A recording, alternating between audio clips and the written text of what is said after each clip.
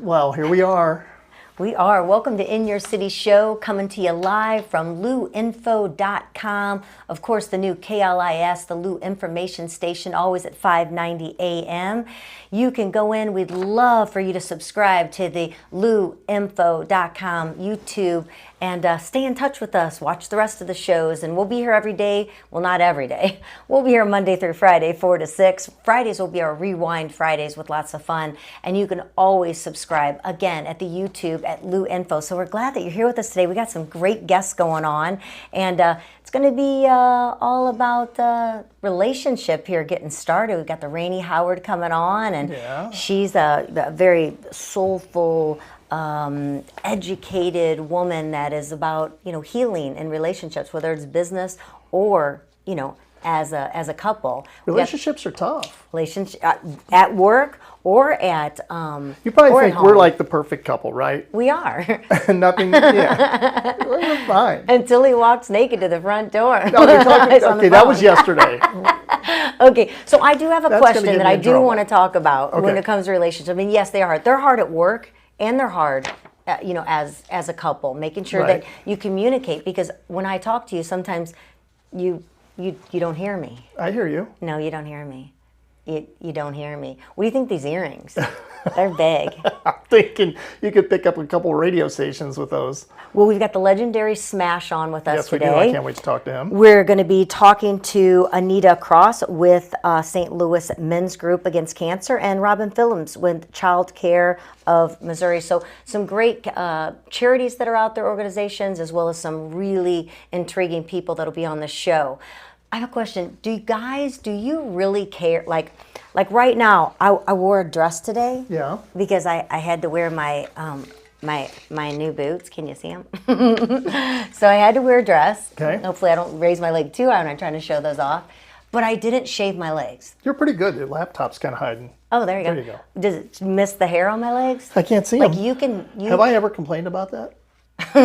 No, but No, but you'd hurt my feelings probably if you did. I know. But I mean, it's so long you can pet it.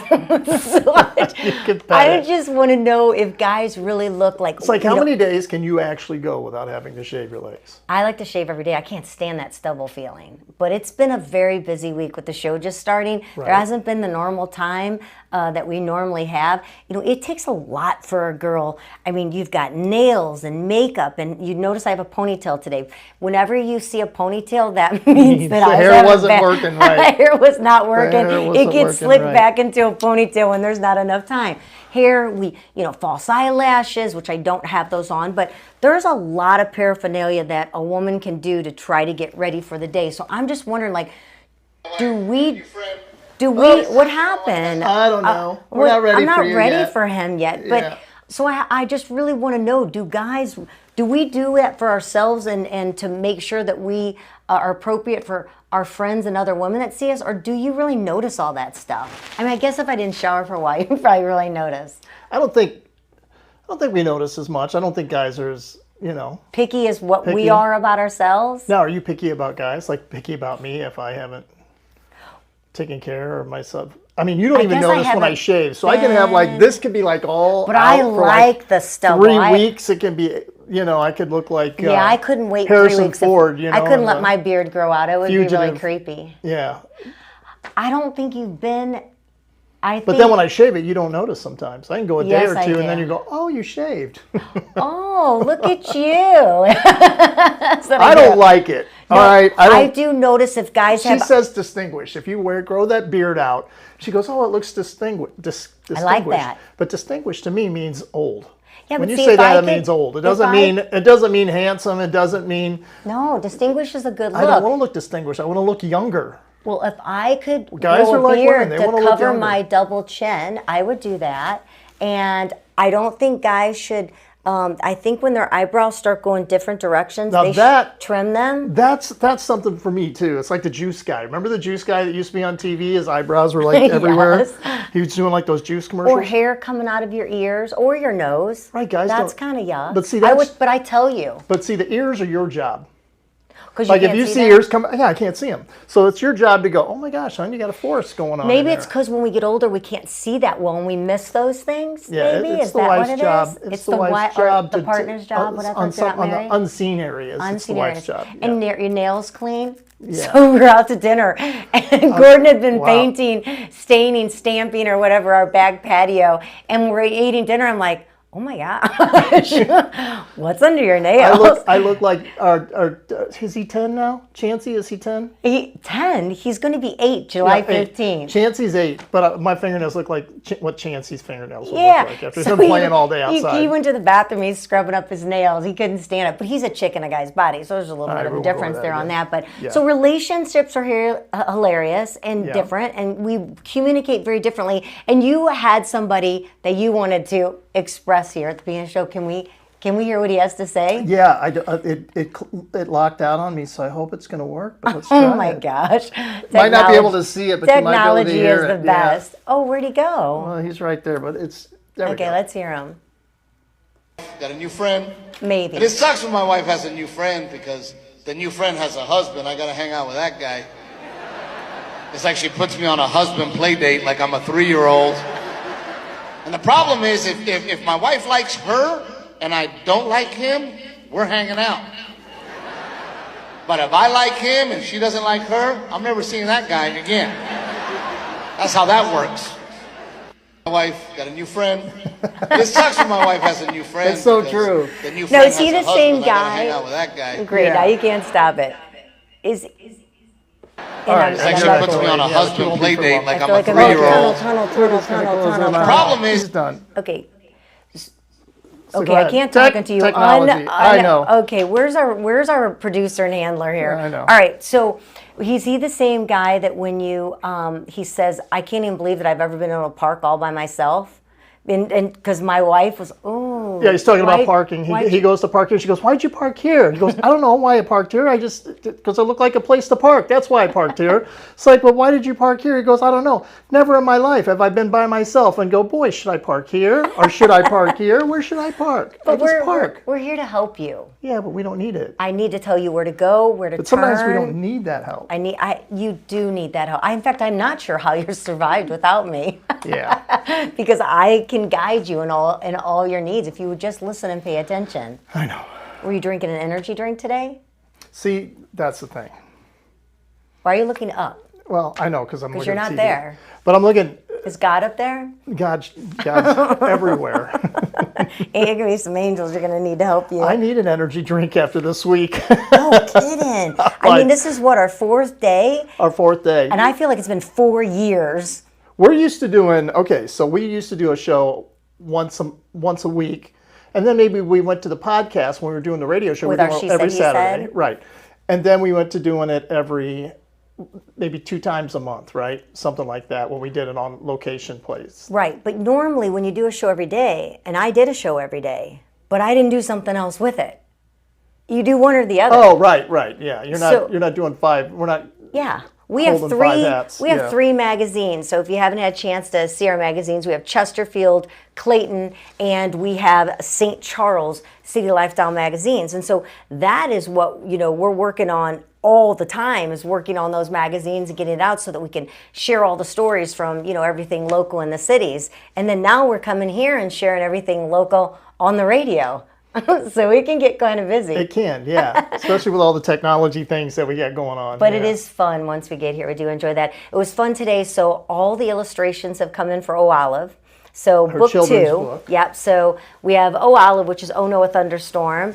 And then the second book now is getting ready to be finalized. Isabella Brewster's incredible illustrator is going to be, or she has finished, and I picked them up. So we're going to drive to the graphic layout person tomorrow and drop off the illustrations because we were too afraid to mail them because they're all hand painted, and if they ended up getting lost, that we would have to start from scratch again. So couldn't mess around with that, so I'm excited to get that turned in. And book 2, Oh No, a Big Bad Bully, will be coming out soon.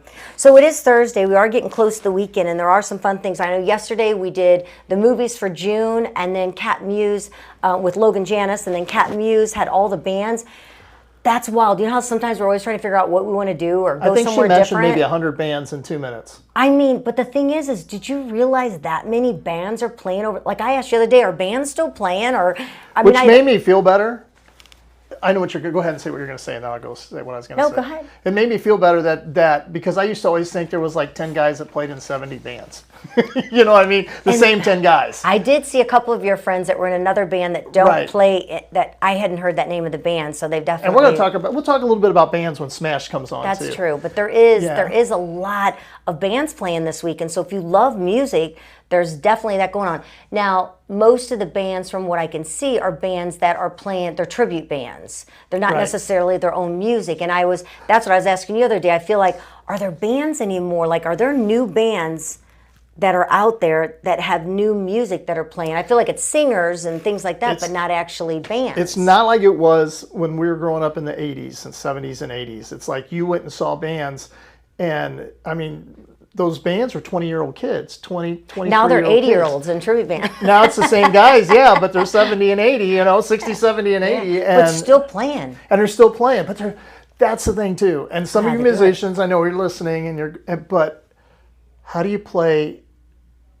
a Bon Jovi song, the same one, for 30, 40 years and not get freaking tired of it? I know. I mean, I cannot. There's no way I'd want to be in a band again and just keep playing the same play the same songs over and over again that I played back in the 80s, because I'm burnt out on it. It's like if I was going to ever play music again, I would want it to be something original, something new. That's why I liked when I got the chance to be with Mike Meese in American Greed. It was something new, original, and it was fun, Yeah, but I would love like a big band, jazzy type thing. But anyway, yeah. So back to what you were saying before I cut you off about the bands. I had absolutely no idea, just like at home. So he's either not listening or cutting me off, or I go to tell a joke or to tell a story, and then he jumps right in and finishes it, and I'm just sitting there like, I think that was my story.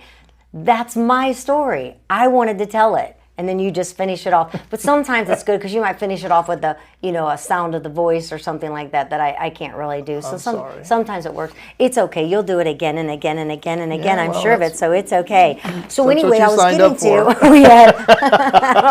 Can I get a return? Is there a return policy on you? All right. So there are some fun things happening. So before we take a break and get to meet our first guest, Rainie Howard, the Green Living Festival is this weekend. Eco-friendly exhibits. Is that something you're into? Missouri Botanical Gardens. I think it's cool. It's not something that just... You don't want to head out? Streaks my fancy. But some people might. How about the Circus Flora? That's that tent down there that we drove past just recently. We're like, where did that come from? Where did the circus tent come from? I've never been to that, but I would love to go. Yeah, well, that's going on. The Big Top Grand Center, magical blend of storytelling, artistry. It is an annual favorite, so it's going to be this weekend if you want to take a look at it. The St. Louis Riverfront Cruise, I haven't done that. That's multiple departures starting at 10:30 in the morning. It's a narrated journey along the Mississippi River, and you board at the Arch. Have you ever done that? How long is the cruise, do you know? It doesn't say how long, but you can go to St. Louis Calendar or explore St. Louis and get some more information on that. It's about 2 hours. So those things are usually about 2 hours. I'm not sure. I mean, I can remember going out on the Admiral and things like that, but I haven't actually taken any other cruise on the riverfront. Then Die Fledermaus, the Opera Theater, St. Louis. It's a delightful operetta filled with humor and beautiful music. I've never heard you put opera on before. Some people love it. They put on it soothing. The great Caruso was an opera singer. And he could hold a note longer than anybody. Really? But they found out there's a but that he had one of the largest chest cavities of any human being that ever lived. Oh, really? So it's like, and you breathe from your diaphragm, and all your, that's when you're singing, you fill it up. It's like a balloon. Fill that balloon up, and then let it go, and it goes out the little, which is your vocal cords. And that's kind of like what it is. So but his chest cavity was so big that balloon and that his diaphragm was huge, so he could just hold a note forever. So with someone with asthma, or maybe that breathes through their nose, would they have a hard time being able to be a singer then, or have to get retrained or strengthened? You have to be trained. Singing is just like working out like your arms and legs muscles, because it's a muscle. Your vocal cords are muscles, and you have to work them out to exhaustion, give a day off, and let them rebuild just like any other muscle. That's probably hard on entertainers when they're going night to night to night, not giving them a break. Then we've got 636 Day. That's on historic Main Street, St. Charles. Got the Bourbon and Brews Festival, which we just had Steve Ewing on yesterday talking about that, and he'll be playing there at the Frankie Martin's Garden in Cottleville. We got the Hot Summer Nights concert series in Frenchtown. If you haven't been to Frenchtown, what a cool little area. It's really fun, quaint. It's really coming up. A lot of those buildings are getting refurbished, and it's got a great new look going on down there. I meant to put this on today so people could see it, because you got to see it. So what I'm going to do next week, I'm going to put it on here. And there's a little Texaco gas station that's been renovated to look like something from the 1950s. Where? In Frenchtown? It's in Frenchtown. It's right by the inn. La Villa Inn. La Villa Inn? But they're going to have food trucks and outdoor seating, kind of like a small Frankie Martin's. Oh, that's super cool. But it's a Texaco gas station, and it looks really cool. And I can't remember the name of it, but I'm going to make sure we put it up next week. Okay. And you'll see pictures of it. And that's opening this weekend? It's opening up soon. Okay. Soon. I don't know the exact date. Soon. Soon. Eventually. All right. Create Missouri Artists on Main. So another thing in St. Charles, you can discover and purchase unique artworks from Missouri artists. So it's local. That actually, it says artists in Maine and St. Charles, but it also has the St. Louis Family Arena down. And then, of course, if you're over on the Illinois side, because 590 does, plus our show's going anywhere in the world if you've got the internet, but 590 expands into Illinois pretty strong as well. There's an international... Wow, okay. Go ahead. No, just go ahead. I'm just like, wow. It's I'm trying to not make an ugly face, but... Horseradish Festival? I know, a quirky celebration featuring food, crafts, and the famous horseradish. Do you like horseradish? No. I guess maybe what? What would you put that on? Hot dogs, cabbage? Yeah. I don't know, but that's a new one there, and that you said Collinsville, right? Yes. And then you've got Edwardsville Route 66 Festival. So if you love classic cars, anything that has to do with Route 66. Yeah, well, if you love classic cars, live music, family event, that's going on as well. Some fun things, and I know there's a lot more, but we'd be here all day if we would keep giving out. Just give a little bit every day, and just kind of fill you up with some cool places. Some things to, we're always looking for something to do. I feel like there's a lot of times we're like, where do you want to go eat? I don't know, wherever you want to. And then you say, no, I don't want to. I want to go. But it is kind of nice to be looking these things up and go, wow, I've never been there. I've never been there. Just like yesterday with Squires coming in. That's that restaurant, that's historic. And I can't believe we haven't been there. So we are going to take a break because we want to bring Rainie Howard in to meet you and talk relationship and see what she has to say and have some fun with her. And then, of course, the smash, the one and only, there's nobody like him. He'll be coming and having some fun with us, sitting in what we call the hot seat. So we'll be back with more fun right here on In Your City Show. And you can see us on In Your City Show at YouTube and, of course, luinfo.com and on the radio 590 AM. We'll be right back.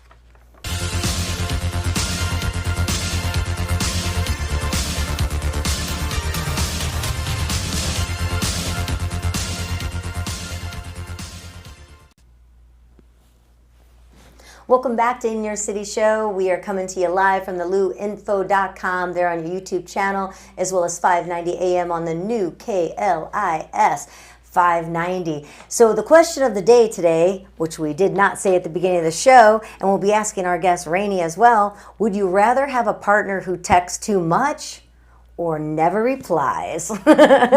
Which is it going to be? Give me your answer. And then, of course, we can't go without mentioning Otto Orthodontics. They are one of our sponsors here at the show. And honestly, there is nothing that makes you feel better than having a beautiful smile. You know, when you've got problems with the teeth, usually you have problems with your health. And, you know, we have friends that never smiled and got their teeth done. And, oh my gosh, they look like a different person. So they're at Otto Orthodontics, free consultations. I mean, they have the latest in orthodontic care, whether it's Invisalign, braces, whitening, or even a little Botox touch-up. They've got you covered. Faster, more comfortable, and personalized treatment. They're actually Missouri's #1 Invisalign provider. They've got 5 locations. That is a lot. Creve Coeur, De Pere, Fenton, St. Peters, and Wentzville. And they're all locally, they're owned by Dr. Otto. They're not a franchise or in one of the dental groups, which is wonderful. You know you're going to get personalized treatment, not a one-size-fits-all. They accept most insurance. They offer interest-free payment plans, and it's easy to get started. It's stress-free. This is what I love. If you mention the In Your City Show, they're going to give you $1,000 off. And I keep saying, you know, as we talk about Otto, that's a lot because insurance doesn't always cover everything. Medical is getting bad enough, but dental, no matter if you have great insurance or not, it does not cover it all. So $1,000 can go a long way if you're needing some treatment. Dr. Otto has earned a ton of local awards because her patients trust her. That's the bottom line. She takes it very seriously. She's just a lovely, beautiful woman. So I highly, highly recommend OttoOrtho.com. See Dr. Otto and help yourself smile with confidence because you deserve it. So check out Dr. Otto. She's awesome. So back to your regular payment how's that line go? Regularly scheduled program. We were talking about bands yesterday, and she actually spelled the NSYNC out. She goes, and there's a band NYNCS or SC. I'm like, come on. I didn't even spell it right. You know, and it happened to me too going down the highway, Muttigers, MUTIG. I'm like, what's Muttigers? That new restaurant? You know, sometimes when you're looking at things plus NSYNC, that's not from my generation, that's from my daughter's generation, so I wasn't really thinking about it. So you are listening to the Hottest Happy Hour in STL. I'm Kelley Lamb, Gordon Montgomery, and it's time to really get a little bit deeper on the show with some real talk with Rainie Howard. Rainie is known for her soulful wisdom, her transformational insight. She's here to bring clarity, healing, and real-life inspiration to the table. From relationships to self-worth to emotional wellness, Rainie doesn't just talk. She heals, and she lives it. So, hi, Rainie, and welcome. Hi, Kelley and Gordon. Thanks for having me here on the segment. I'm so excited about it. Listen, today I'm going to talk about something that I've been working on in my life, and it's all about taking things personally. That is something that is a challenge because sometimes, you know, if somebody say something wrong and you may be triggered or feel disrespected, or maybe someone is dismissive, slow to respond to you, or maybe they lack acknowledgement of your efforts when you're doing something. You know, sometimes you may have someone that pulls away. People deal with that in new relationships. So it's easy to assume that it's about you.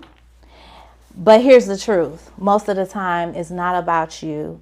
And it's so important that we learn how to not take things personally, which is, I'm a work in progress. So yesterday, this is funny actually, but Maureen at Pasiglius Nursery, you can see if someone unsubscribes from your newsletter or your site. All of a sudden, I see Maureen's name come across as she unsubscribed. Casey and I we're both butthurt. We're like, what? She loves us. Why would she unsubscribe? I'm so personally hurt. Funny. So she had no idea how she did it or what happened. The next day I get she went back and subscribed again, and Casey thought I said something to her, but she thought we were trying to tell her something. Something as little as someone unsubscribing from your newsletter, when it's someone you like and you really, you can, how could you do little that? Can hurt you. So big things are really a problem then. Yes, and we get offended, right? And we think it's about us. Like, what did I do? But it's really, maybe a mistake, or maybe something, that the person forgot to do or didn't do or whatever. And so it's so important that we learn how to stop assuming so much, because I think that's really one of the biggest reasons why it's tough to not take things personally, because we assume, like, this is about us. It leads us to overthinking, and usually when we're taking things personally, we give our peace away. Mm-hmm. So, it's like we're giving our peace to that other person or that situation, when to say, you know what, I'm not going to lead with my emotion on this. Right. I'm going to look at it for what it is. Maybe I need to ask questions. Maybe I need to get more clarity, because I was one of those people that, what they say, have your heart on your sleeve. You live with your heart on your sleeve. You show your emotions. And so I had to learn years ago, because I was an emotional mess, especially in my early 20s. I'll admit. But it's something that you continually work on. But don't you think it's harder now, though, because with social media being so prevalent and in our lives, we get upset if we don't have enough likes, or if someone, maybe, I guess they're makes the wrong emotion or whatever. She'll post something and I'll share it. And I've learned you got to at least say something when you share something, so it gets more attention. It's like nobody likes mine. I'm like, oh my gosh, I got no likes. It's like, but yeah, and everyone has an opinion too. Now that we've got social media, everybody knows everything. Everybody wants to tell you how they feel about it, and sometimes that can hurt too, and it can bring you down, because you might believe them, and it's only their opinion. It's only their opinion. It's just an opinion. But you can take it personally. It can be dangerous to the soul, I guess. It's hard to be able to do that. So I do appreciate talking about that, because it's hard to not take things personally. And sometimes you might take it personally one day to the next. One day, like today, I'm really tired. So I may not take something quite as well as what I would have maybe, yesterday, when I felt more vibrant and alive, and, it might not have bothered me. So I guess everything can kind of play into that role, or how will react to you, flip you off when you're driving because they're having a bad day, and you're like, what did I do? And instead of saying, like, what did I do, or what did I do wrong, because we often do that. We think that it's about us. Say, what can I learn from this? What in this situation am I needing to see that I may be overlooking because I'm assuming that it's about me, and it may not be. And we can go to the extreme and say, I just don't care. I don't care what they think about me. I don't care what they say. I don't care what they say. I don't care. You know that you do. Oh, sometimes I do. Sometimes I don't. It's like, so our very first show, some guy got on here and made a comment, right, about our show. And that, first of all, if you're going to go on and insult somebody, you should probably spell whatever you're comparing this to right. MSDNC. Because you're as bad as an MSNDC show. And I'm like, maybe it's MSNBC, but we were having a little technical. It was the first day. We were going in and out of sound. I'm like, first of all, consider the source can't even spell for one thing. And you're already tense because it's the first show and everything. You got to figure it out, and it makes it even worse, right? I don't care. Yeah, I do though. It bothers you, right? I don't want my feelings hurt, and I don't want to hurt anybody's feelings ever either. I don't want to do. Yeah. I'm also very empathetic on someone else, but I learned. That word assume, we've talked about it many a times. That is a death to anything. I mean, assuming is the worst thing. I remember I got in so much trouble. I was a consultant for a company, and I didn't show up for something. And he was not happy with me for not showing up to this event. And I kept saying, and I wasn't catching on. I was, young and dumb, and I'm like, but I assumed that. And he goes, if you say assume again, I'm going to fire you. And I'm like, oh, wow. What? I mean, But I assume, and he says, I'm serious. If you say it one more time, because I kept saying, but I assumed that, so-and-so was handling, I didn't know. He goes, and that's where you went wrong. Never, ever assume. Yes. Assuming is not knowing. Yeah. And it, or, it's almost as bad as when you expect. To assume or expect are two bad places to be, right? It's going to put you in trouble. Right, exactly. Just to be open with it. I'm going to share a quick quote from Don Miguel Ruiz. He's the author of The 4 Agreements. And it says, whatever happens to you, don't take it personally. Nothing other people do is because of you. It's because of themselves. And that's something to think about, because a lot of times when someone disrespects you, you could look at it as this is that person internal conflict versus it's about me. Yeah. Or they're doing it because I'm doing something wrong. And that's in business or in relationship. A lot of times women or men, if they're cheated on, they automatically assume they cheated on you. You want to blame, like, what did I do wrong to make that person want to do that? Or, you immediately put that on yourself, and that's that person's fault. That's their mistake. That's their choice. Now, granted, there might be some situations going on at work or in the home that causes someone to make a choice. Make a bad choice. Yeah, to make a bad choice. But really and truly, we'll sometimes put that blame or allow them to even blame us. And that's a really tricky, that's a hard place to be in, It really is. Yeah. But I want to ask you too, right? Because, some people may not know you. They haven't had a chance to work with you or meet you. And, your message reaches a lot of people. You're an award-winning author. What do you have, 7 books out right now, bestsellers? Yeah, I do. I've written 9, but I got some bestsellers. I think your book is sitting right there actually on our shelf. Right there? Oh, your latest book, The Love Habit. Yeah, it's right there on our bookshelf. We're filling it up with people along the way that we meet with that come into our show and that bring our books. But you definitely you reach so many people that are in pain and that are ready for change. What inspired you to do what you're doing, to write these books and to engage with others to help them? Just my personal struggles was a big inspiration that made me want to help other people, because as I began to learn how to overcome people pleasing and my own issues with, different interaction, like low self-esteem, low confidence, as I grew and got better, I began to study and learn and help others. And I felt like it was just my responsibility to pass it on. And that led me to writing and connecting and coaching. So, I love it. It's just a passion. Do you think it's growing up?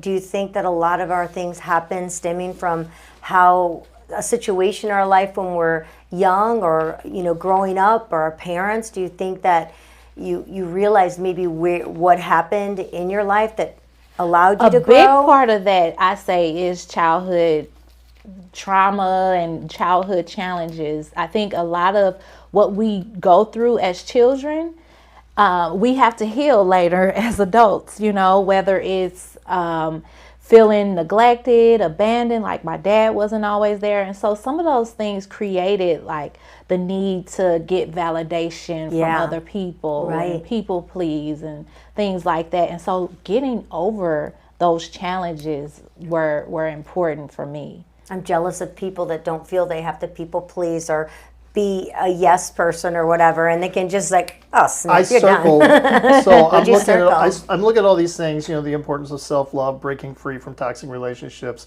and I circled people pleasing and boundary setting because I have a problem with that, because sometimes I do have a problem, maybe not so much about it, but people pleasing. I feel like I've always got to go that extra mile to help somebody or take care of somebody or please them or make sure they're happy, or it's like confrontation. I don't like confrontation, and so it's like, and that can be an exhausting most people deal with people pleasing, and I think because we want to be liked, which is good in a sense. I think when it becomes an issue is when we deplete ourselves to put other people above us, and we're struggling and stressed out and we need a break, but we're still putting other people's needs before our own. I think that's when it becomes critical. Yeah, absolutely. What message do you want to be able to, I know you gave us your message in that and when you started with us in that, but what do you want to leave with somebody? If somebody wants to get some support, some help, get your book, how do they get a hold of Rainie Howard? Yes. I have your cell phone, but I know, right? I love it. Yeah, but they can find me online at rainiehoward.com, my website. I'm also on social media on Facebook, Instagram, and YouTube. But yeah, and my books are at my website for the books are lovebook.store, and so you can also read the books. There's some fun merchandise there too to go along with it. Do you find that you're using your tips, and do you notice that you're doing it in your own life? I mean, we've met your husband; he's awesome, and beautiful kids, gorgeous. Yes. Do you feel like, do you catch yourself actually mental note that you're using your steps or your tips or your ideas? Definitely. I feel like it's important to practice what you preach, because otherwise you're just I'm all about being authentic and true to myself. And if I'm going to tell someone else, hey, it's a good idea if you have boundaries, I'm going to definitely do it myself. I think it's very important. And it is the core and the center of having a healthy relationship, period. You know, so. Yeah. You ever fallen back and done something that you go, wow, I haven't done that in like 5 years. I can't believe I just did that. You know? Have you ever done that? Of course. I'd be like, am I still dealing with this? You wrote this book, you worked on yourself, and it's like all of a sudden you go, did I really just do that? What I said not to do? We all fall, right? Yes. You know, I could find myself, wait a minute, I'm complaining a lot. Wait a minute, I'm feeling like a victim. Okay, I have to step back and have that self-awareness. Like, I need to check myself and get back centered and grounded in what I know is best, and then reevaluate and switch some things up, because we fall into it often. It's a daily process. Mm-hmm. So some clarity for today of your visit and what you brought to us, obviously, is to not take things personally, which is, even though you say it, it's kind of like an alcoholic saying don't drink, you know. It doesn't, okay, I'll never have one again. Doesn't really happen. It's really hard. I mean, the first thing, if someone writes something right now, after you just told me that, I'm like, oh, that hurt my feelings. I don't want that on there, you know, or something like that. So, but I guess it's just taking that mental note and really thinking about it when we're feeling that engagement of that just hurt our feelings, that to not Exactly. Taking time to pause instead of reacting and being upset, but just like, wait a minute, I'm feeling hurt about this. What's going on with me? You know, instead of us just going after and being upset. Punching that person in the face, you mean? Because that's what I'd like to do. To me, that would feel so much better. Are you going to start taking things personal, or are you going to tell her about right across the street there was a garage sale? Oh my gosh. Oh my gosh. I still want to, if she lives there, I still may punch her in the face. Oh my gosh, Kelley. So this is so funny. So okay, dating Gordon, I gained some weight. I mean, I did. It was like, let's eat ice cream, let's eat pizza, let's eat, okay? It's my fault. It's all your fault. That's the happy weight. Oh my God, I'm not kidding. That's the happy weight, right? I'm not, it was like getting up like just like you're pregnant. So I had a Empire waist dress on, a sundress. Okay. And back when we were doing radio here a few years ago or whatever, we left the radio station. I had an Empire dress on, so it was kind of black, so it kind of did flow out a little bit. But I had put on some love weight. We're walking over there, and there's a garage sale. I go, look, they got a garage sale going on. Let's walk over to it. And we walk over to it, and she had lots of children's stuff. And at the time, I guess my daughters, you know, they're little, and she goes, what do you do? Oh my God, I hate that. What do you do, Kelley? I thought I was just terrible. going to I'm not sure if I went inside myself and turned into a cocoon. I don't know, but I was mortified. First of all, never ever ask a person when they're due. If you don't know and you wonder, don't even go there. I mean, just. I learned that the hard way years ago. Oh my God! We still talk about it. That might have been. I don't even go there, even if they are and they're talking about it and they're talking about the baby's doing. That's so wise. I just don't even say. I'm still not going there. I'm one of those that feel that I'm allowed to touch the belly when you're pregnant. It's kind of like girls that get boob jobs. They feel like they can just show you. I'm like, I don't know what it is. It's the weirdest thing. But so now we're back to boundary setting. Boundary That'll be next week's boundary setting. But yes, I'm still butthurt over that. Wow. In fact, I need to go fact, have a conversation. We came back to the station and started setting everything up. She goes, I still can't believe that lady over there. This was years ago. I still remember. She may not even live there anymore. They may have sold the house since we had her. I mean, it's been several years because we were actually. It's been a really long time ago. I don't know that we were married. Were we? It's been a long time. So anyway, that is funny. So be careful. That's a great story. You know what? First of all, just don't say anything that's going to hurt someone's feelings, and they don't have to take it personal, right? Exactly. Like their post. Yes. Whether you like it or not. Yes, please do. I think it's everyone else's fault. Stop hurting people's feelings. Not my fault at all, right? Right. That's half our problem. It's never my fault. Right? It's always my fault. Good job, Gordon. You did good today. That just makes our life better. I was the comedian we played earlier today was talking about that. He's at the golf course playing golf, and his wife calls and goes, "Hello, dear." He goes, "What? The DVD player's not working?" "Oh, well, I don't know. Yeah, well, what? Well, you did authorize it and say it was okay for me to play golf today." "Oh, you need me to come home now?" Oh, wow. That is hilarious. "You need to come home now?" He goes, "I can see being a heart surgeon." All of a sudden, "I'm sorry, guys. I got to go. I got to go. You guys got to take over the surgery." Right. He's like, "Well, this guy could die." "Well, you know what? I could too. I got to go home." Good too. Isn't that terrible? I don't even know why men ever want to get married. Right, exactly. Because we marry them one way and then we completely change them. Change them all the way. I always wondered about that because it's like, you know what? This is what you fell in love with. But this is No, what I knew you want had to change. potential. Right. I've told her that before too. You have potential. I love it. You have potential. You're so wonderful to have on. Thank you so much for your time. Is our relationship healed now? Are we good? Oh, we're always good. Always. So long as you can always just say, you know what? It was, it was stupid. Let's just get past it. We're fine. We're back. It's something that we have a hard time doing is when we both know we were stupid by get mad at each other. We can't stop, but we can't help but laugh or smile. The smile starts coming out like, yeah, I know, I was an idiot. Super mad cape on. I love Fly it. around the house in it.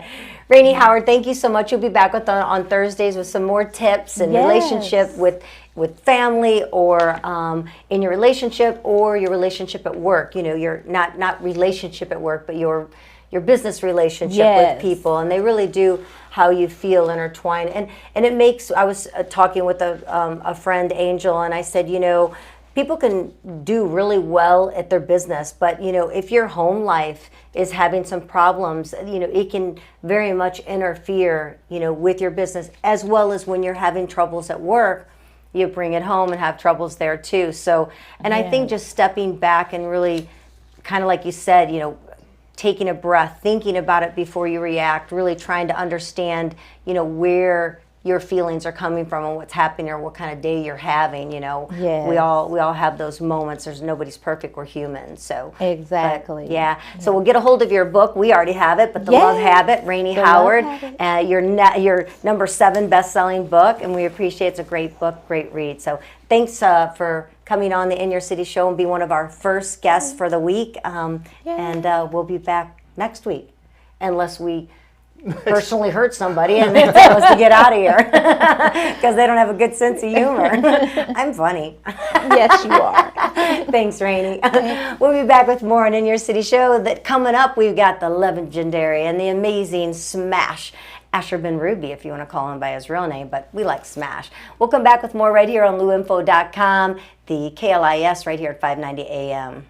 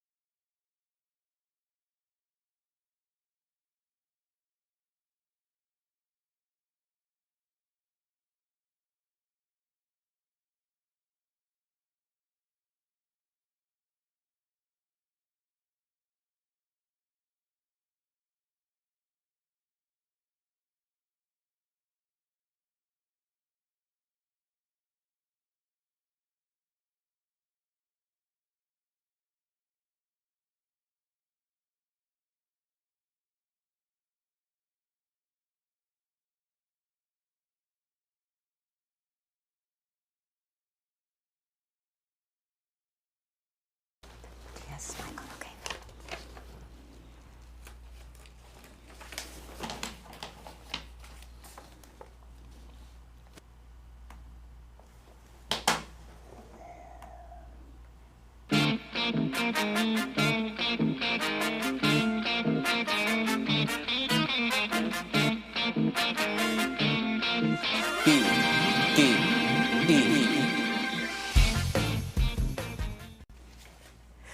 back.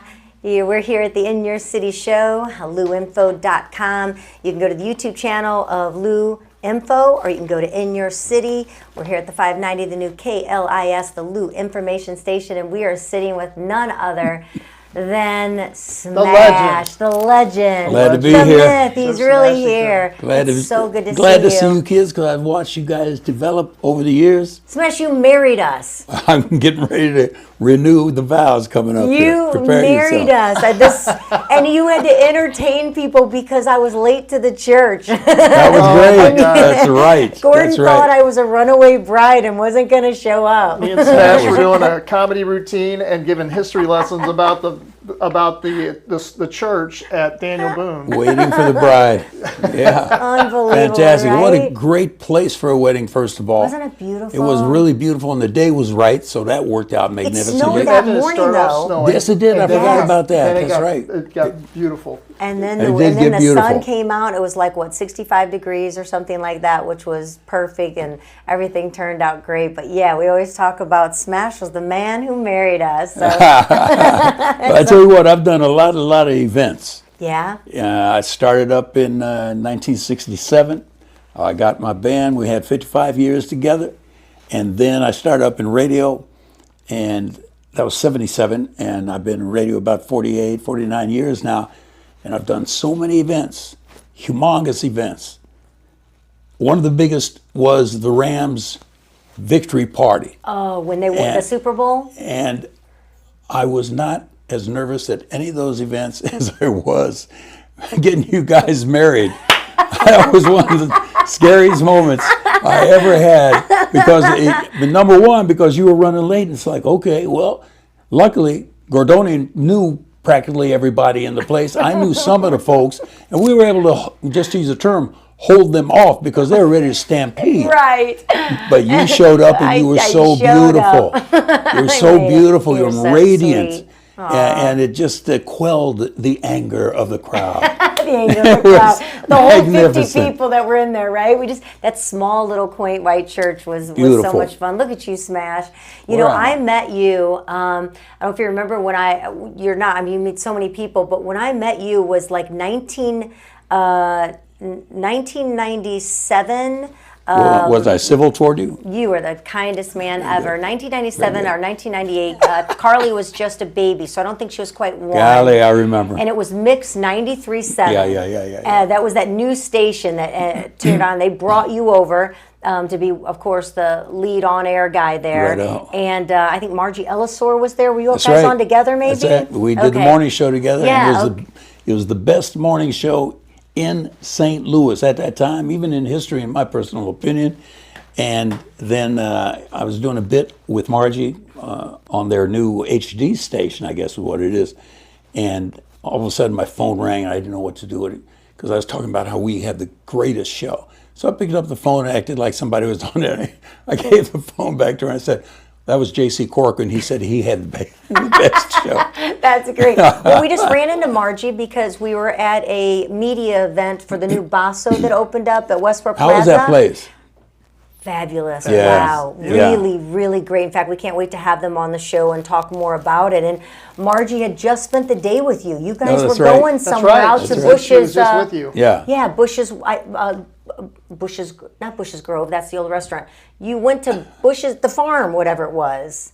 Oh. Grant's Farm? No. Billy Bush's farm. Yes, place. there you Yeah, go. yeah, Billy yeah, Bush's yeah. farm. You That's guys, right. you were out there, and she said, I was just with Smash, and we were talking. She said you were talking about us, and so I'm like, it's always weird how things like that happen, isn't it? When Yeah. I run into her, and you were just with her, and then we already had you planned to be coming on here, and then so we can't wait to have her on as well too. So we're getting her set up. I tell you what, it's a small world. As far as doing any broadcasting, any communications, any show business stuff, you are two of the most magnificent people I've ever come across. love you. You're just saying that because you're here now. Yeah, because you're sitting here. Oh, We're can on I leave? camera. No, but you remember when I think No, it wasn't here. No, it was in Webster Groves. Yes, where the the old man and 590. the woman. Yes. And, so he was on The Man, and I was on 1380 The Woman, and you were running the show there, and I remember going crying like a baby a couple times, and that could have been the greatest thing ever. It could have been, but there was some unrulies. You got to have the people at the top, and they just doing didn't get things it. right. Could have been a monster. So just Could have think of been. the times our paths have crossed over the years with things, and gosh, and that's so many years ago. Wow, wow. Gordon over here. I'll never forget one of the great things about Gordon was when he DJ'd, he knew what music to play to get the crowd going and everything. And when I was hosting some of the shows, I would tell him what to do, and he would just boom like that. And so what the beautiful thing for me was, he was a one-man road crew, is what it is. One-man producer. Knew exactly. Doing it now. It was great. I'm doing it right now. He's at home. Well, you know what's funny? Another thing, I mean, that's so crazy about our paths constantly crossing and being in each other's lives. Serious. The night I met him, I was emceeing the Responder Rescue Ball, and your band was there. That's right. So he was working the music and sound. That's I right. was doing the emceeing, and King's Ball. King's Ball. King's Yep, Ball, King's that's Ball. right. That's a great event that we That missed. was a great event. And that is the night that I met him. I stepped in the DJ booth just Was a he little civil too toward you? friendly.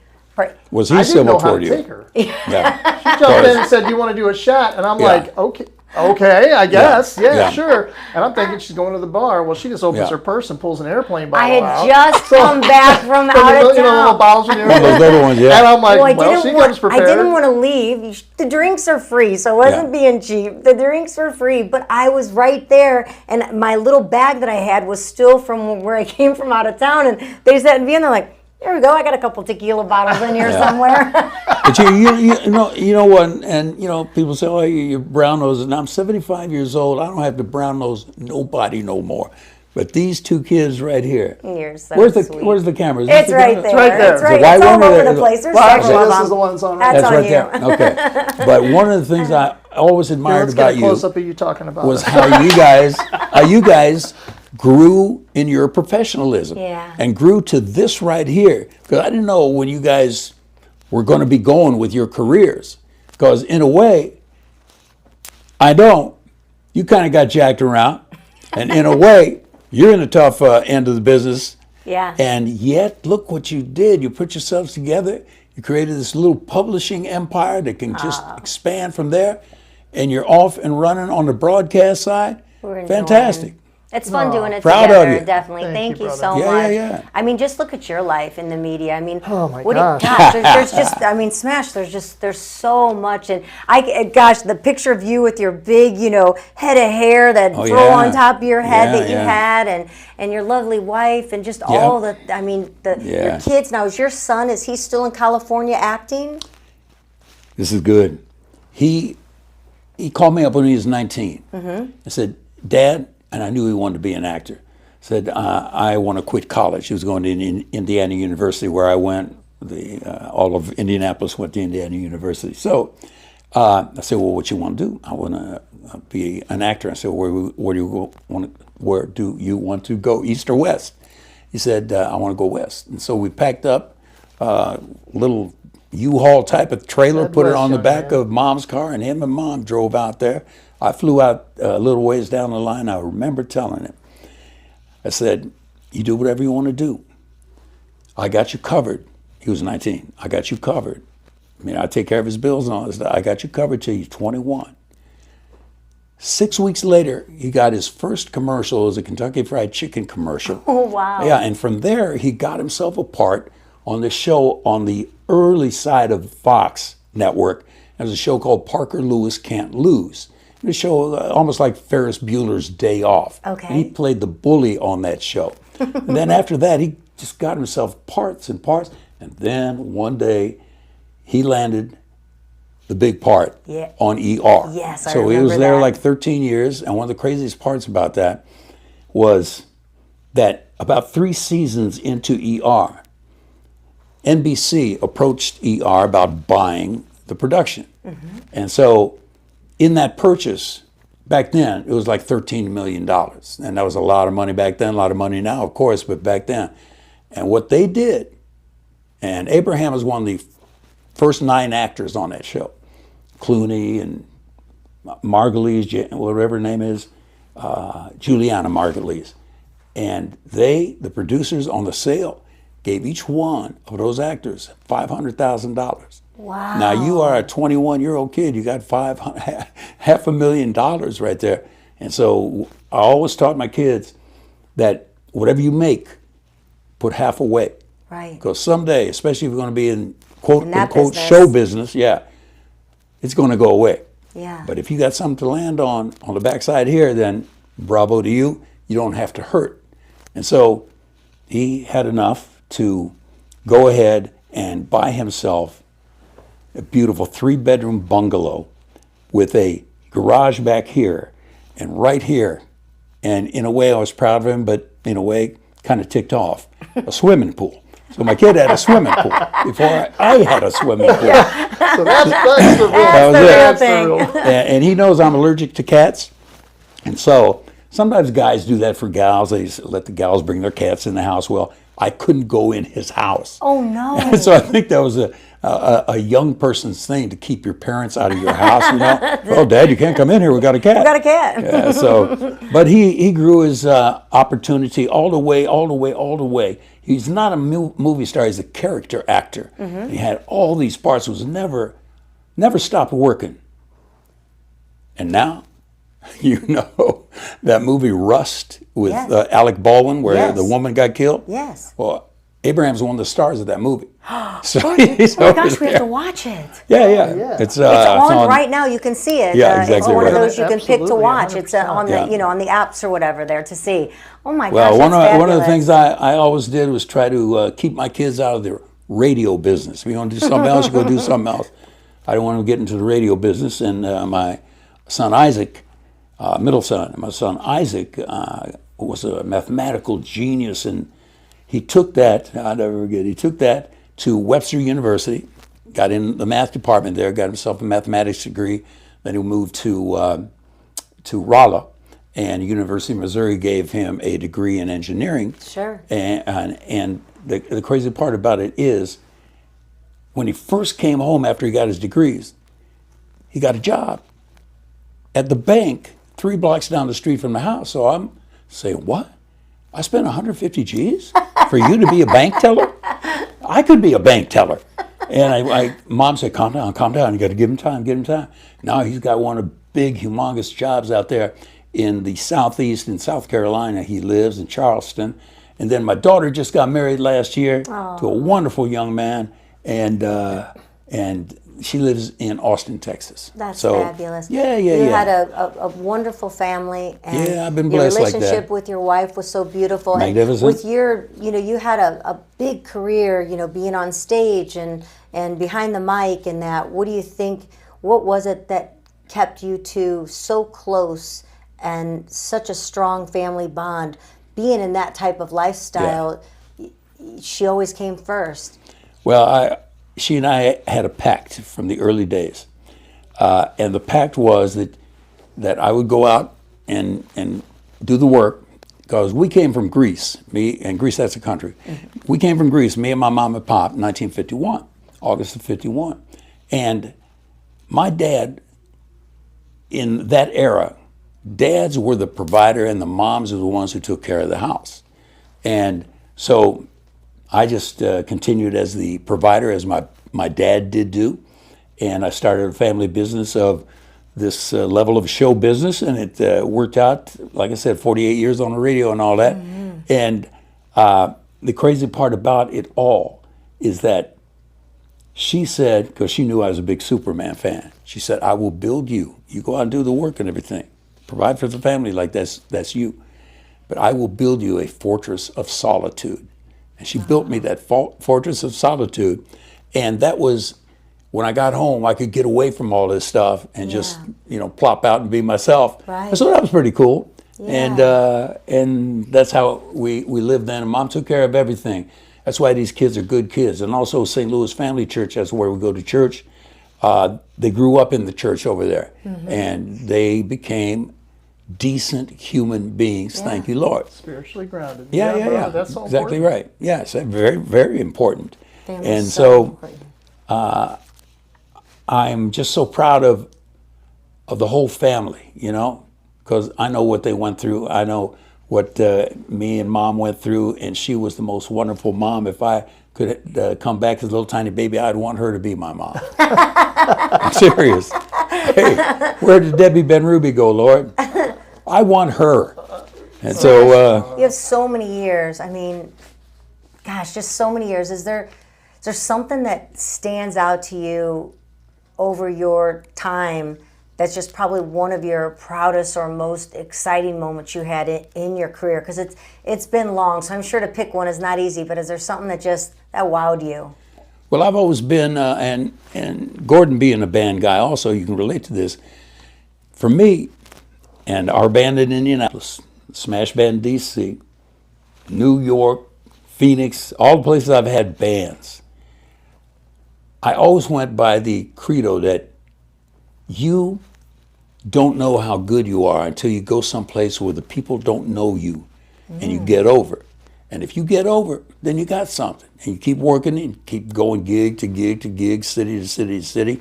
In those days, we were trying to be rock stars and everything. But, that stayed with me in radio, too, because I left Indianapolis, my hometown, took a job in Washington, D.C., and I changed my name from the mighty Atom Smasher, because Atom Smashers were big nuclear things back then. And I always had a powerful way of singing. And I changed it to just the Smash, because that's kind of like your buddy. Hey, what are you doing? Oh, me and Bubba are going over here. Oh, me and Smash are doing that. So I was able to have just a magnificent success. Started out with Howard Stern in the morning and Smash in the afternoon. Wow. And that was pretty. In fact, I got my job at DC 101 with Stern. I auditioned with him for 2 days. Two completely different people here. Howard Stern and Smash are two completely different people. Well, in those days, he was really raw. Yes. It was, in a way, I don't say that, but it was really exciting back then, because I'm a guy from Indiana. And I'm coming, and this guy is cussing and carrying on the radio, and I'm thinking to myself, this is going to be magnificent. So I auditioned with him. The management put me in with him, and I got the gig. A few days later, said, the reason we want you is because when you were in there with Howard, you didn't try to take over the microphone. And I didn't. You just got to know how to be. One of the great things in show business, because sometimes you can't be the top banana, you got to know how to be Ed McMahon so that Johnny Carson can shine. Wow, and what a great statement. If you understand that level and that process, then eventually your time will come to Johnny's level, because of the fact no one can deny that everybody knew Ed McMahon. Yeah, right. And they knew Johnny Carson too. And so that's kind of a credo that I always went by, because I was a good second banana for Stern for that moment. And then a guy named Greaseman came in after they fired Howard Stern. That was magnificent.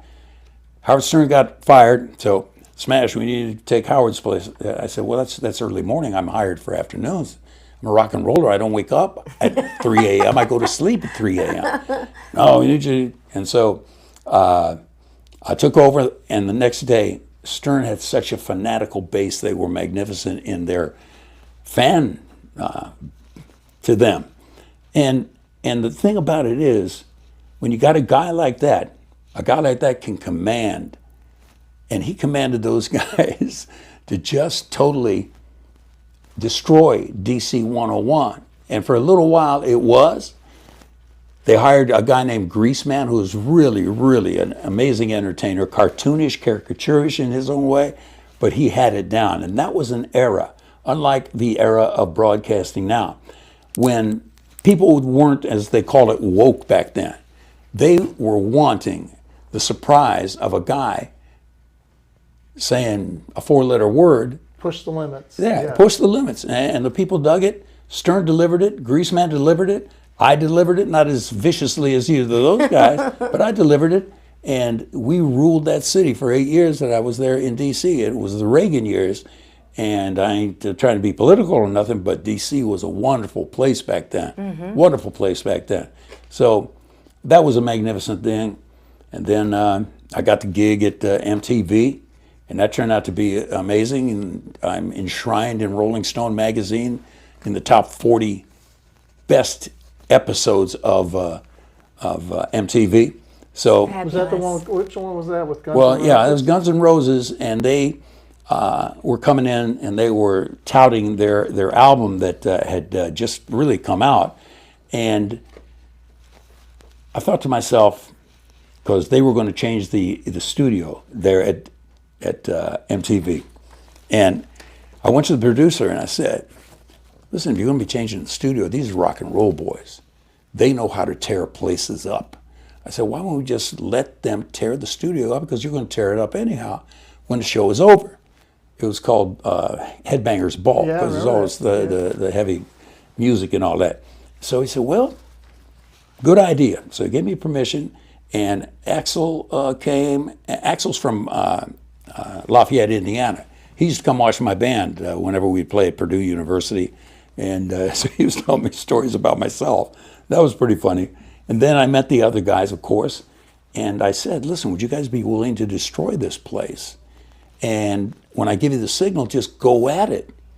Oh, yeah, they were happy about that. That was a great idea. I gave them the signal, and they just went at it, and they were going and destroying things. It was magnificent.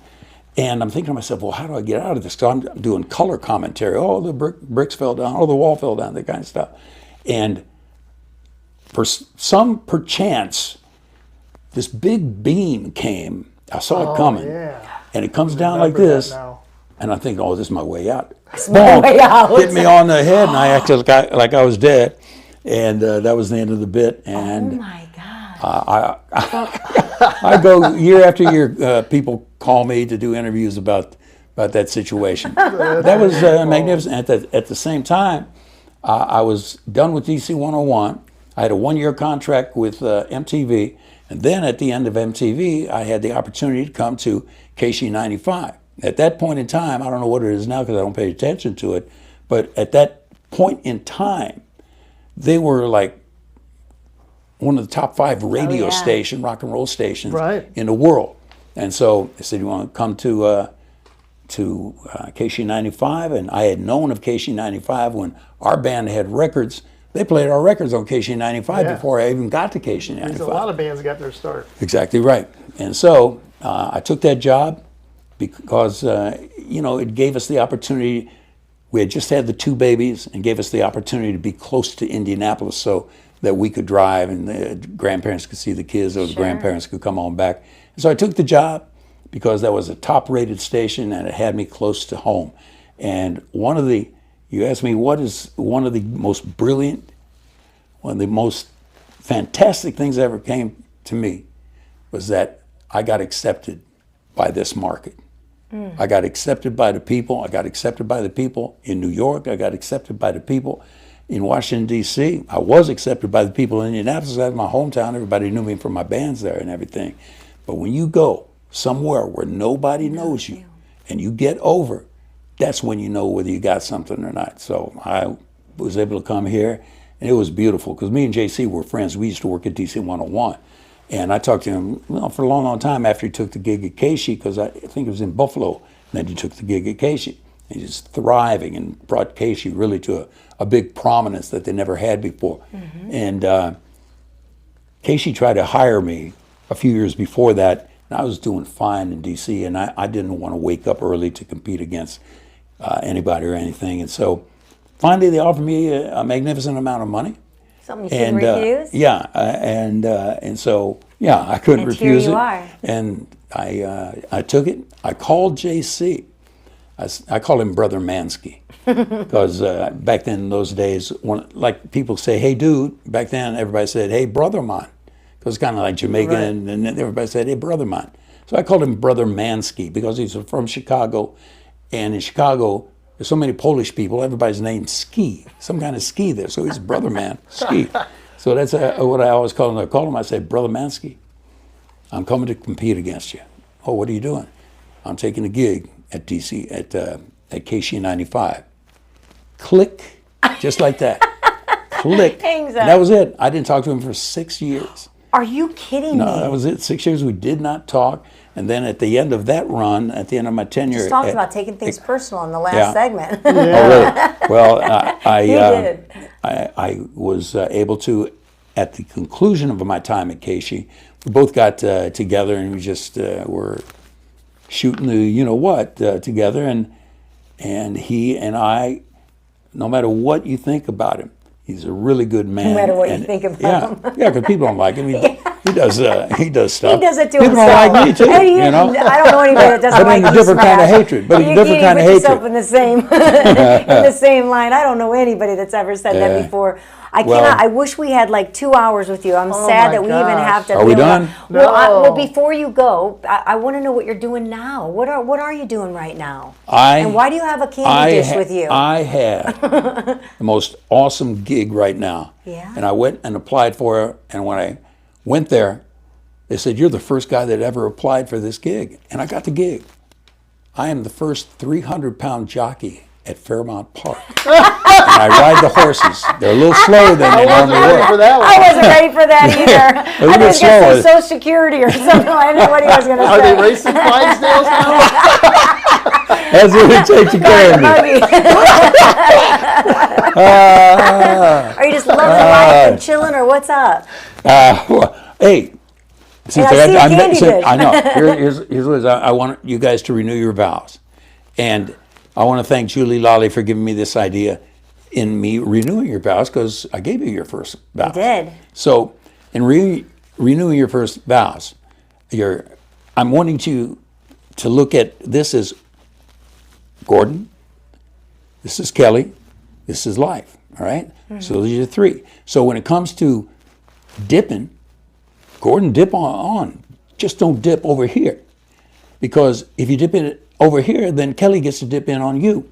And in marriage, if you're dipping back and forth, you don't want that kind of dipping. That's why the third one here is for the ammunition. So you guys deal with it as see, that was supposed to be a joke, because ammunition, guns, shoot each other. You know, We wouldn't do that. Okay, well, you ready to do your vows? Yes, This is yours. this is ours, and that's me, Gordon, and that's life. That's right. And we're gonna put dip in there. Well, there's nothing dip right now. Okay. It's just an invisibility, Invisibility. that you indeed do put your mind into, and as you put We're your gonna mind keep this into, right here on the then show something forever. can be in there. So, just repeat after me. Okay, Your name again, sir?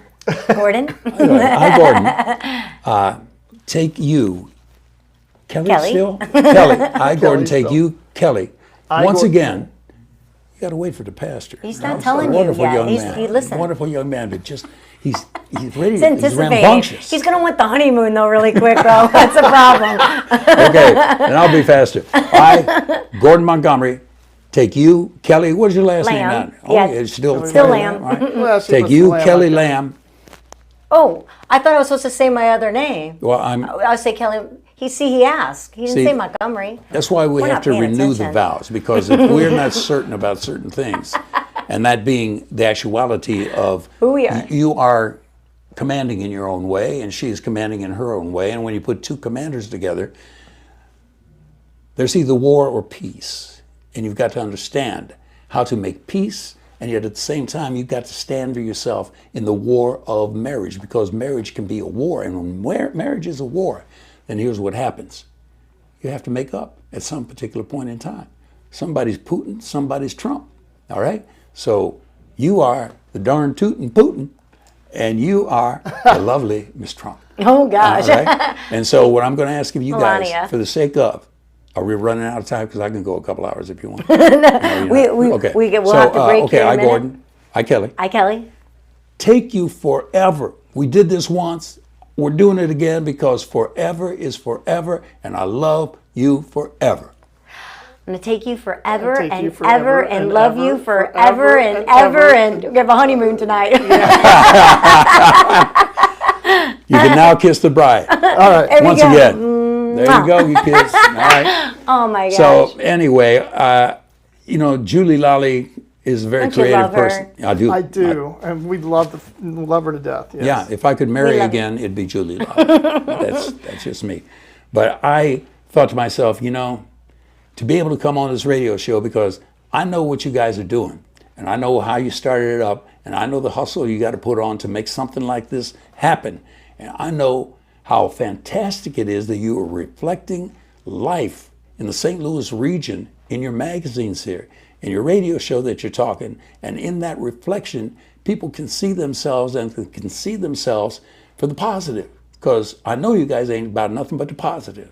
So that's the beauty of you guys. I'm glad to be a friend. I'm glad to be the guy who, what do they call those guys who marry you when you... Wedding aficionado, I think. Official. Officiator. And that's like really one of the big honors of my life. Really.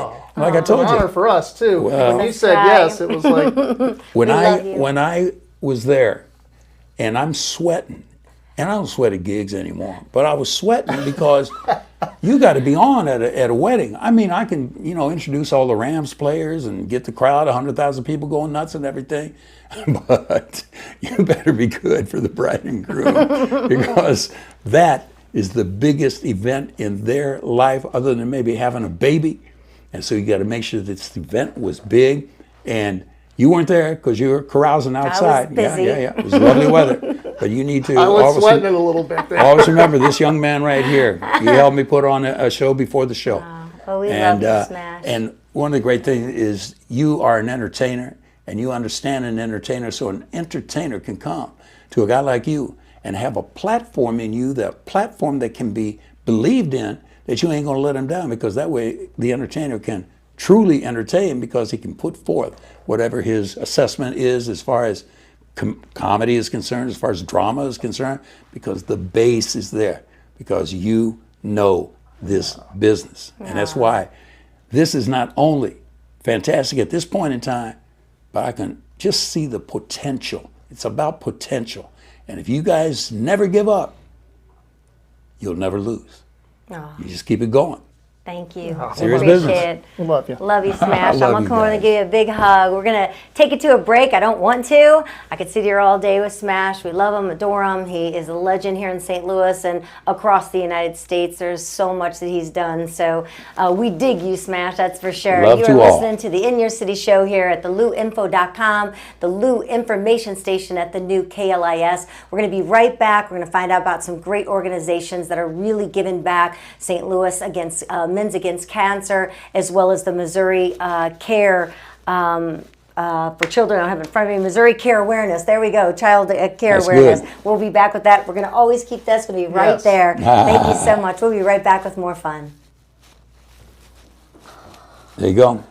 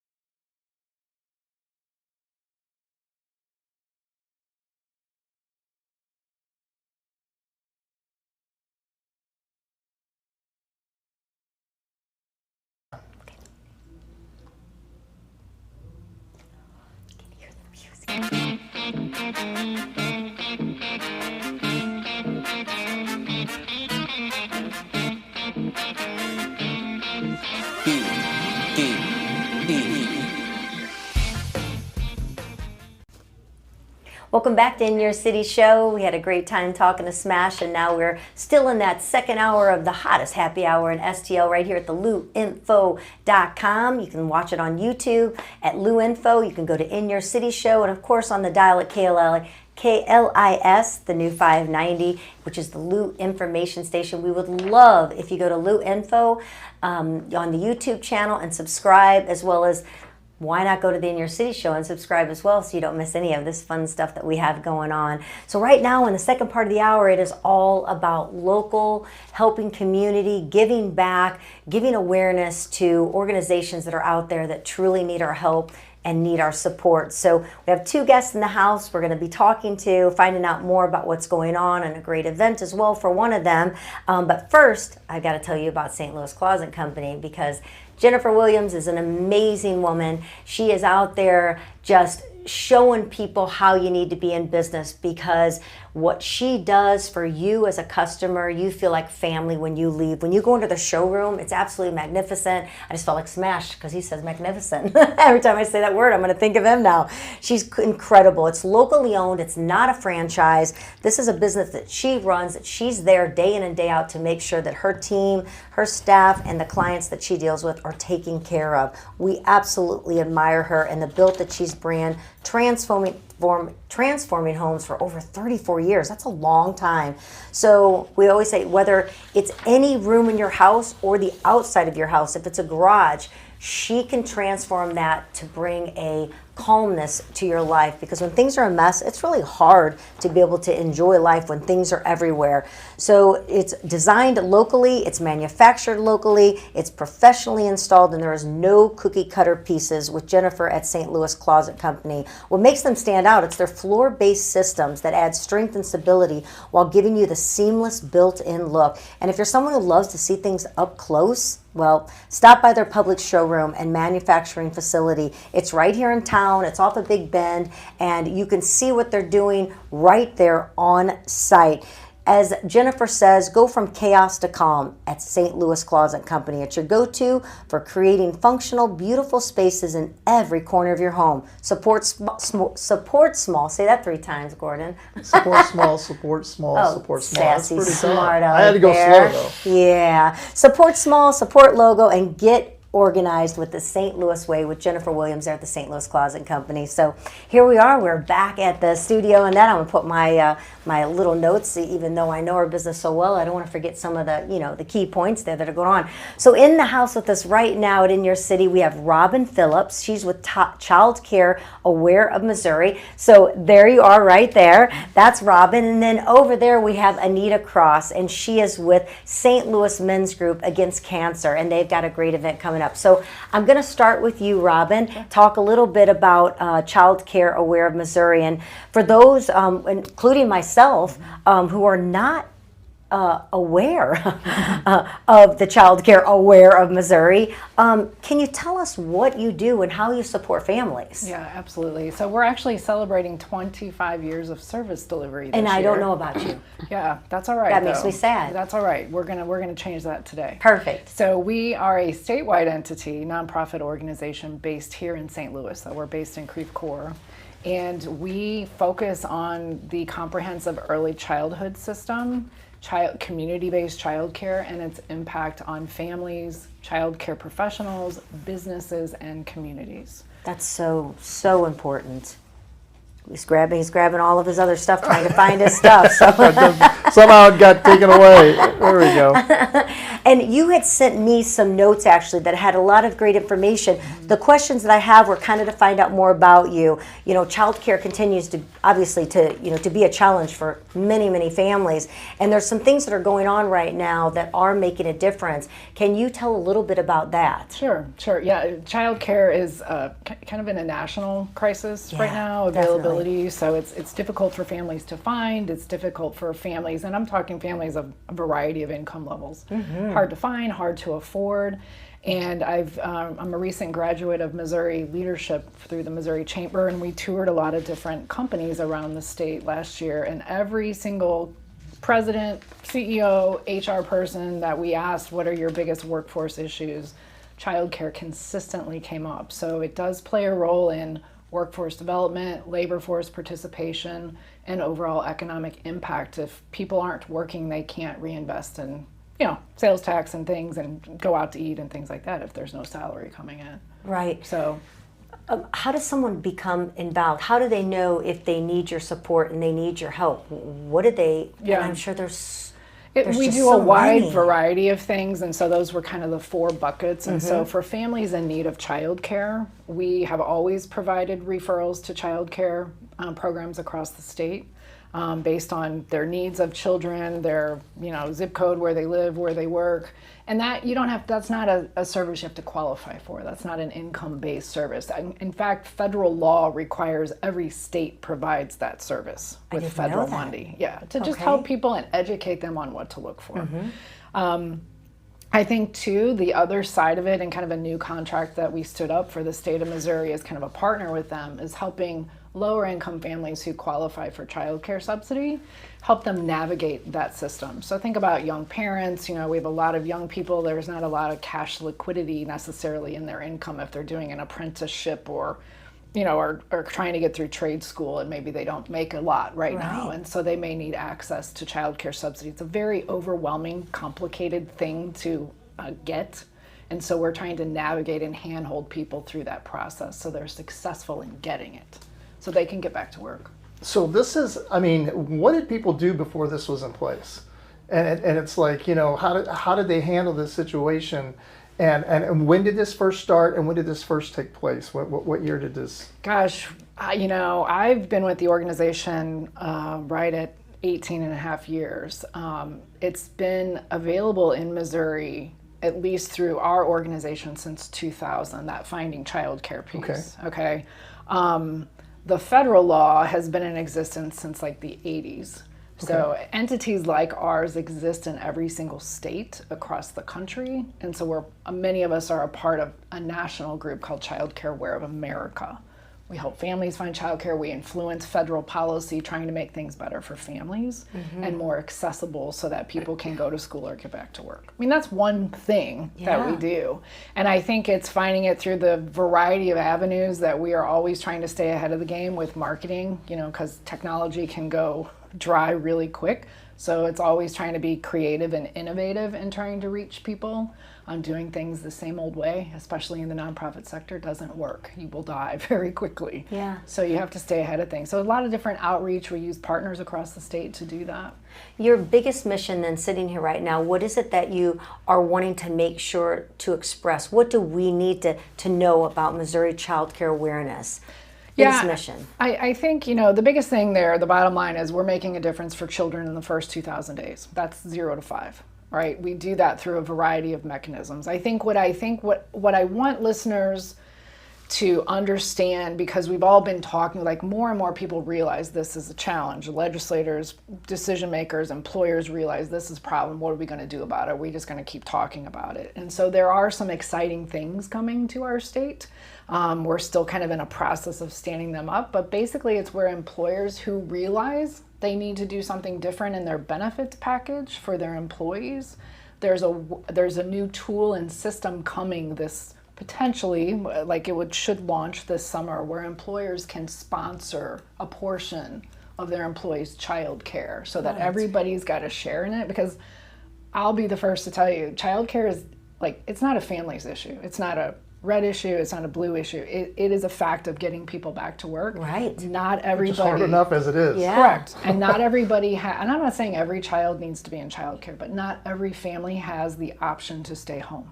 Yeah, that's right. And I was not going to, I didn't stay home. I didn't want to be a stay-at-home mom. I wanted to contribute to being a taxpayer and establishing my career. That was a long time ago, but I made that choice. And fortunately, I had a magnificent option for him.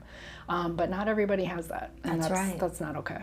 I think the other thing, real quickly, being that we're here in St. Louis and there's a lot of boots on the ground entities in the child care sector supporting people who were went through the tornadoes. I think we've had about, to my knowledge and what I've heard, about 37, 38 child care programs were impacted in some way, shape, or form. Wow. And so one of the things I had mentioned in my notes was that we do have 2 different private funding entities in St. Louis, even prior to the tornado, who are funding access to telemedicine for child care workers who oftentimes don't have benefits. The reason why that ties to the tornado is a portion of that telemedicine is access to mental health visits. Okay. And, we were involved with boots on the ground people when the Joplin tornado came in. The mental health, it's a real issue. And people are, reactive, just trying to get a roof over their head. But you fast forward weeks from now. Life change just like that. Right, Yeah. and that's a lot for people to process if their toolkit's limited. Yeah. And so those private funders are making a difference. And some of those impacted programs are in the zip codes where these funders are at. So we already know they have access to it, but they might need more. And that brings me to a question, so you have these private people, private funding, but what if somebody else wants to help, and how do they get involved? Yeah, I mean, you can just email info@mochildcareaware.org or go to our website, which is mochildcareaware.org. We're a 501c3, so individuals can make donations. They can make restricted donations if they want it to go to one of our programs. There's a variety of ways people can get involved. There might be somebody listening who's like, I want to do some volunteer time and serve on a Volunteers are board. everything. Serve on a board who has a mission of making a difference for kids. And so I would be more than happy to see if we're all a good fit. Thank you so much. Yeah, the Child Care Aware of Missouri, Robin Phillips. Thank you so much. Just stay with us. Maybe you have each other have some questions in that about what you both do. Over in our other hot seat there, we have Anita Cross, and she is with the St. Louis Men's Group Against Cancer. And I was so lucky to get to sit next to Joan London, I was telling you, who came in for the dinner last year or 2 years It was a few years now. ago, yeah. And then Marley Matlin, I got to interview her a few years, that was during COVID, when she came in to be a part of one of your big, I think that might have been a luncheon. I don't know if it was a dinner. I don't know. And last year was Jamie Valvano. Yeah, and I mean, just wonderful. And you've got a great person coming up on this one, but you have lots of events throughout the year because it takes so much for these organizations to survive and do what they do. And when you, raised you've raised more than $6 million? Since the inception of the group, yes. Incredible. 40 charities, serving. It takes an army to be able to do what you're doing to help others. Tell us a little bit, some people, I really just found out about your organization I don't know, 3-4 years ago maybe or something, and just finding out, a lot of times you're in it and you think everybody knows possibly, and we don't. So tell us a little bit about, so we understand the organization. So the organization really started with a group of people sitting around in 1969 who really wanted to be a group that raised funds to help other organizations that had the similar mission of, doing the research and the care and the awareness, building the awareness for patients with cancer and their family members. And that's what they've been doing the entire time. And so in 1980, they became St. Louis really specific. So there's the St. Louis Men's Group Against Cancer, and all the money that they raise. I just wanted to ask, where does the money go? It goes to organizations. It's a grant process. It goes to organizations right here in the St. Louis area. And this year at our luncheon, our allocation luncheon, we recognized over 40 organizations that were all supported by the organization, St. Louis Men's Group Against Cancer. So if someone's out there, if there's an organization that's needing your help, you just said the magic word, they need to apply for a grant to be able to be a recipient. What is the process for that? Is it a certain time of the year that starts? Yeah, the grant portal will open at the very beginning of the year, so January, February, and then we have a medical advisory committee that oversees the entire grant process. So they review every grant and they help make the recommendations for all the allocations. Are those allocations given to only other 501(c)(3)s? Okay, so there's some type of a cancer organization. I mean, the only one's coming to my head right now, which is probably not like Siteman, you think are Right. The breast cancer or things like that. Yes. Are they strictly? It's a St. Louis men's group against cancer, but this is not aimed towards men who have cancer. Right. It's just men who started this, kept the title, Right. but it's unfortunately there's so much. It's sad. All how much different cancer cancers. So yes, at Siteman, and yes, Washington University, and yes, Mercy, and yes, St. Luke's, and other hospitals. Not to leave any out, but we help fund different projects, research projects at those hospitals, and different programs that are underfunded, and that totally serve the patient and their family members. It might be, it might be a special chair they're sitting in. It might be something else. They also help fund many other organizations that each have their own little niche, but they are all serving cancer patients. Yeah. And all different cancers. And they do, the Empowerment Network is mostly prostate cancer, but not all. And there's the Haven House, the Hope's Lodge, just on and on. Like there's many. Haven's House is by us, and then in St. Charles right there. But, No, it moved. No, Oh, I did was it? just going to Okay. say, I think, it did. Where is it at now? It's in Mid-City. Okay, all right. I don't have the address right in my head. Won't it be something when someday they find a cure, right? Oh, it's That's like, the whole idea. Yeah, and I have a prayer list on my phone that I pray for people, and I would say there's probably 75% cancer? 40 people on that prayer list every day, and 70% of it is cancer. It's amazing. Just Yeah. incredible, Amazing. the devastation that it brings to so many lives. So you were just in a meeting today and didn't realize that someone had just One lost of their my wife friend's to wife just passed chemo. away. Yeah, she couldn't take the chemo anymore, and just It's devastating. So It is. it's wonderful what your organization. You're always looking for volunteers, obviously, right? How many people are in this group now? So we have subcommittees and committees for each of our programs throughout the year. One is coming up, June 28th is our pickleball tournament. So if anybody is interested in registering for our pickleball tournament, it's at Padel and Pickle, which is exciting because it's in Olivet and it's a new establishment.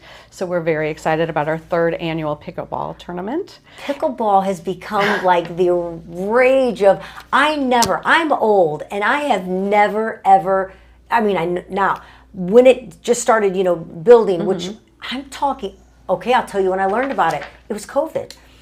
We literally were in someone's driveway setting up pickleball, and the pro or the whatever you want to call it, pro, I don't know what you call a pickleball coach, but everything was closed, because of no one knew what was going on, of course, and so he wasn't at his normal place teaching. So they invited a few over, and we set up pickleball on a driveway, and we learned how to play pickleball. We were hooked, went and got our own paddles. And then our tennis courts, actually in our subdivision community, there's no more tennis courts. Right. They actually turned them all all into into pickleball. pickleball. Yeah. And it is packed all the time once that warm weather hits. People are just crazy about I it. got to tell you, those pickleball players take it serious. So we do have competitive, but we do have social players as well. Okay, good. We have 2 divisions. 2 divisions. They get a, I don't think I've ever seen a tennis player get this competitive as a pickleball player. You are right. So can they tell us can they join, have a team, come by themselves to do? You can join with another person. You can join on your own as an individual. The link is right on our website, mensgroupagainstcancer.org. Okay. And really easy to find. And so if they want to sign up and just come, is that how the money's being raised, is by playing? And then if there's donations, are there other things that are going to be going on at pickleball that's going to be allowing you to raise money? So we'll do a small raffle. It's more of a fundraiser, but it brings in a lot of awareness and a lot of fun and a lot of dollars for the last 2 years, I was and just now gonna it'll be the ask third year. I was just so- going to ask how many years have you been having the Yes, pickleball yeah, it's the third annual. fundraiser then? Because it's the rage now. Yeah. I mean, you probably won't even have enough places that for everybody that's going to want to We play will. because it's so much fun, Yeah. and then at a new location as well. So again, say when the event is, and then they need to go to your website to be able to join or Register. Thank you. Wow, it's been a long day. I'm not surprised anything came out of my mouth at that point. And it's Men's Against Cancer. So it's June 28th.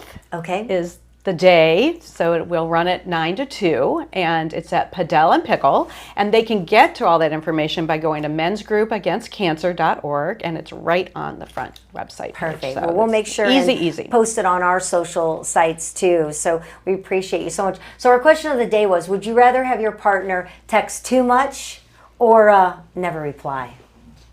Text too much. Text too much. Me too. How about you? Well, I'm the one-word reply. She'll send me like a novel, and then I've got to respond. First of all, I got to remember what the first half of the novel said, and I'll just usually do a thing like, sure, yeah, okay. And I'm like, I just gave you my soul. I expect a sentence back, all right? And quickly too. Yeah. It is funny how much we think differently, but I'm like, wait a minute, why don't I have it? This was very important what I had to say. I just want to make sure you understand it, right? Yeah. So it's so interesting that the two of us came together Yeah. because I used to fundraise at Haven House, St. Louis, who Oh my received grant gosh. money from St. Louis Men's Group. She used to work in childcare. And I used to access her information. Okay, I got to think. So where's it located now, Haven House? Oh, they Haven moved to House is Mid-City. in Mid-City. They Okay. were in Creve Coeur. Is Chuck Bonanno part of that? You know Chuck Bonanno? No. Okay.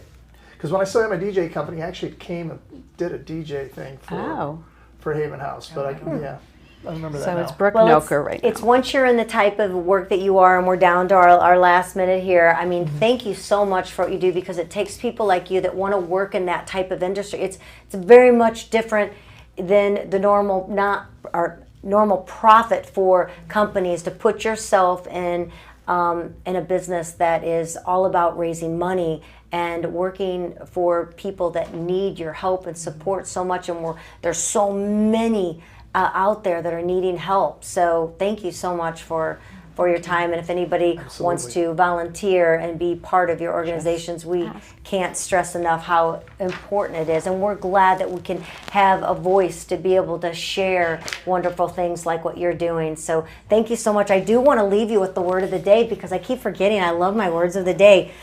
Have you ever heard of limerence? No. An intense and voluntary emotional state in which someone feels an infatuation or obsession with another person. Wow. Used in a sentence, before she realized it was love, she was completely swept up in the limerence, that overwhelming high you feel when you can't stop thinking about someone and you expect them to text you back with more than one answer, right?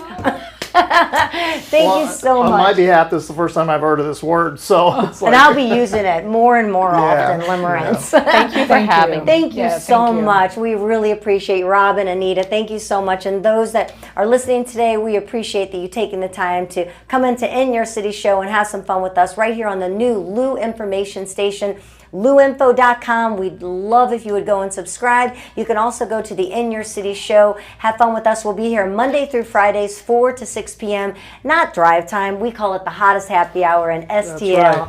Thanks so much for joining us, and we'll see you tomorrow.